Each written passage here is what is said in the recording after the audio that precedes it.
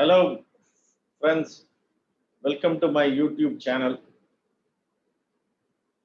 Thanks for watching this video. Today we are going to discuss briefly about whether a CHRO can become a CEO.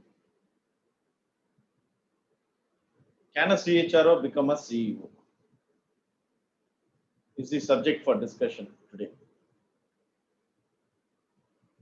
So I'll be debriefing on this particular title for 10 to 15 minutes. You can patiently listen, and if there are any queries or clarification, you can always write to me or my email.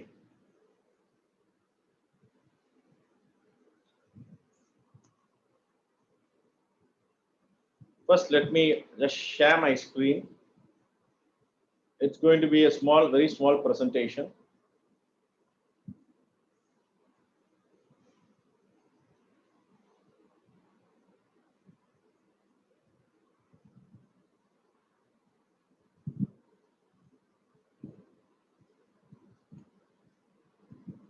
CHRO, the best choice for CEO. How does it sound? Well, we'll dive deep into the subject. So, as I said, I have this presentation split into three parts. So, the first part, the first portion, basically would be dealing with how the HR function as such has progressed from a transactional status to a transformational status. That would be the first part on this brief episode. And the second part would be a study compiled by HR stalwarts Ulrich and Filler on the role of CHRO in comparison to other C-suite roles. The third part would be what are the broad competencies a CHRO must acquire to become a CEO.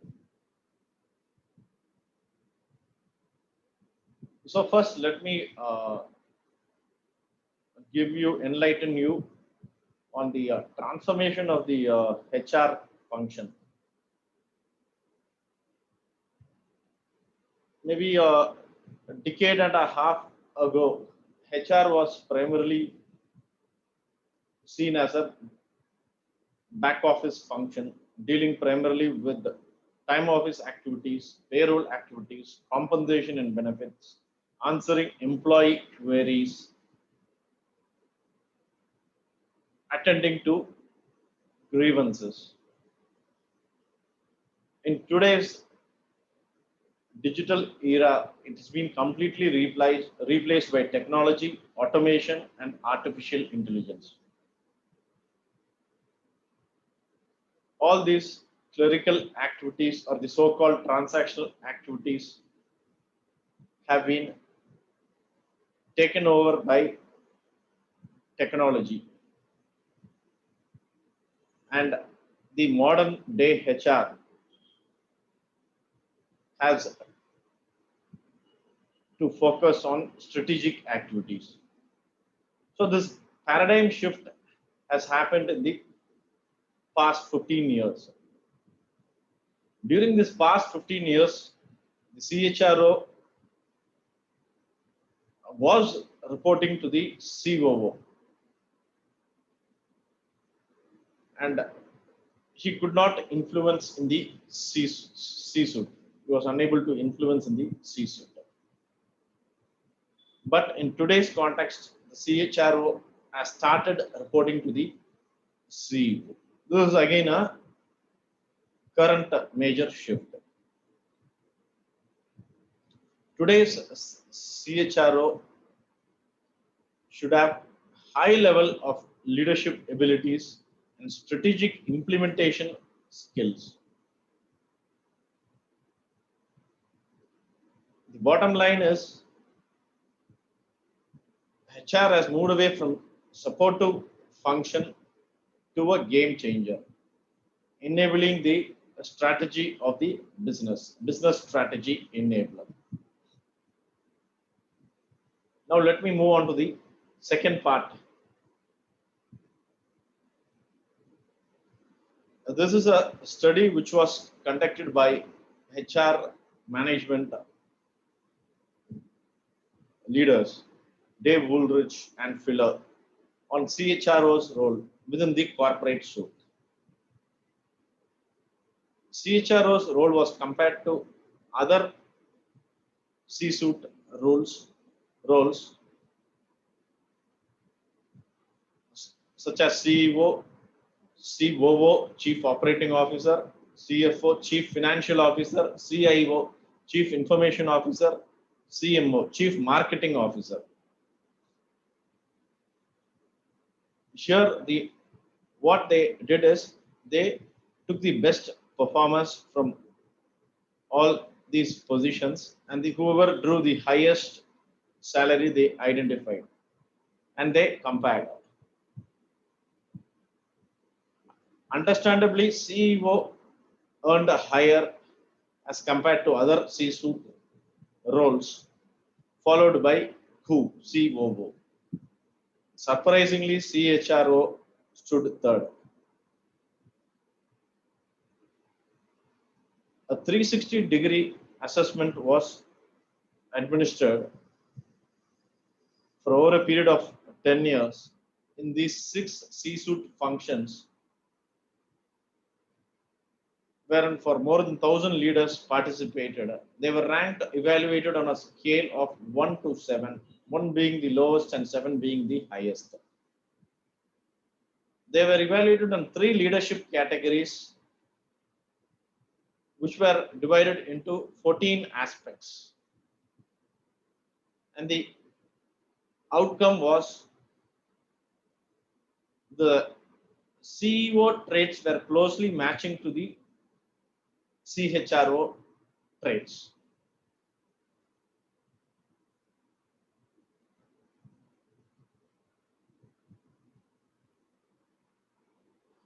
So when you see these 3 leadership categories, which I will be presenting now, these 3 leadership characteristics are leadership styles, thinking styles, emotional competencies. Under the leadership styles, there were 4 aspects: task focused, whether the leader is task focused, is social oriented, intellectual, and 4th one is participative. Moving on to the thinking styles, whether it is action focused, flexible, complex, creative. On the emotional competencies, ambiguity tolerance was evaluated, composure was evaluated, empathy, energy, humility, and confidence levels were evaluated. Moving on to the previous slide, now we are going to discuss about the third part of this knowledge sharing episode. Third part, we will be briefly touching upon the broad competencies required for a CHRO to occupy the position of a CEO. So to drive the business strategy, if you see, the primary purpose is to acquire the right talent, because your people are going to drive your vision, mission, and values, and therefore you need the right talent, and you need to have a right organizational structure in place, appropriate organizational structure, adequate organizational structure. Appropriate here means right person for the right job at the right place with the right team dynamics. Moving on to the cultural part, you need to build a a good organizational working culture which is acceptable or accepted by all, in a culture where everyone can express their views freely. So here HR is in a better position to occupy the position of a CEO, since all these three major factors such as acquiring right talent, building having a right organizational, appropriate and adequate organizational structure, and building a good working culture are predominantly HR activities. When a CHRO wants to occupy the position of a CEO, one cannot be continuously focusing on the HR function alone. You should have a broad managerial experience. That is what is being highlighted here. If he is too much focused on human resource function alone, then he can grow to the level of CHRO. But to grow to the level of a CEO, you should have a broad managerial experience. So earlier, business acumen and financial acumen were seen as a competitive advantage for a candidate to become a CEO. Of late, especially during pandemic, we are not into post pandemic. During pandemic, if you see, and maybe post pandemic, the people factor is going to play a major role. It's already playing a major role. It will have a much bigger role to play, and therefore a person aspiring for a CEO position should have people skills also. And here we are also going to speak about the mergers and acquisitions. In case of mergers and acquisitions, what I'm trying to say is the CEO should have the traits of a CHRO. Why is the question. In case of mergers and acquisition, there are a lot of opportunities which can be leveraged. There are a lot of uncertainties which has to be handled. So this can be handled better if a person has a HR experience or a HR stint in his career. Therefore, CEO should have the traits of a CHRO when it comes to mergers and acquisitions. So again, here what I'm highlighting is CHRO is in a better position to play the role of a CEO in case of mergers and acquisitions. See, the next one is, which we have already been delving on this, the financial acumen. Marketing here is the business acumen and the people skills. So these are some of the broad traits which a CHRO should have to occupy the position of a CEO. And one interesting data point is a recent Times job survey indicated that 3 out of 4, that is 75% of the CHRO, HR leaders are ready to become business leaders, that is CEO, which is very surprising, which was not the case 4 or 5 years ago. And another one important thing which I would like to highlight here on this particular subject is, I'll just show you, I'll just go to the whiteboard and I'll just explain this for the next 2 to 3 minutes.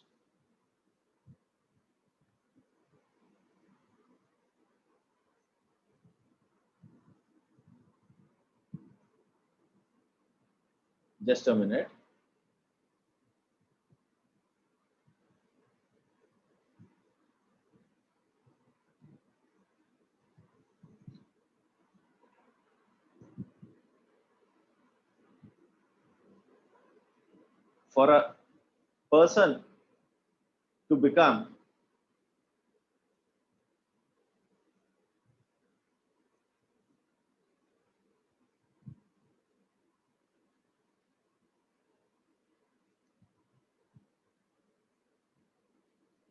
For a person to become a CHRO, you should have exposure, experience to all HR functions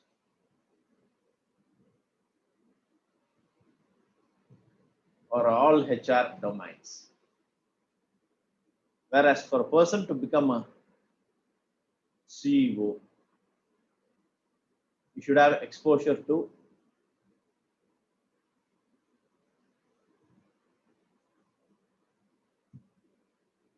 all departments of the organization.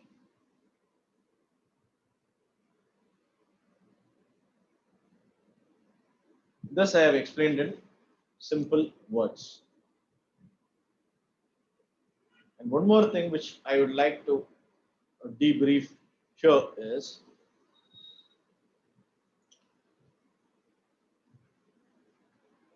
the CEO must know how to serve each and every stakeholder. If the CHRO wants to become a CEO, the CHRO must know how to serve each and every stakeholder connected with the organization. So who are the major stakeholders? There are many stakeholders for the organization. Many in the sense, there would be even maybe 15 to 20, but we are going to discuss only about the major stakeholders. The three major stakeholders are, one is the investors who have invested capital in the business. Second one is the employees. And third one is the customers. Why I'm mentioning it in this order is investors, employees, and customers. Investors is the person who has invested capital and would like to have the returns. Second comes employee. Only if you keep your employee happy, he in turn will keep the customer happy. A happy employee only can serve a customer properly. So these are the three major stakeholders. One, investor. Number two, employees. Number three, customers. So the CHRO, in order to become a CEO, he must know how to serve these three stakeholders in an ethical manner. So friends, I have almost come to the conclusion of this brief session. I would like to have your views on this knowledge sharing episode. Thanks for watching. If you liked this particular episode, please subscribe to my YouTube channel, which is projected currently. Thank you.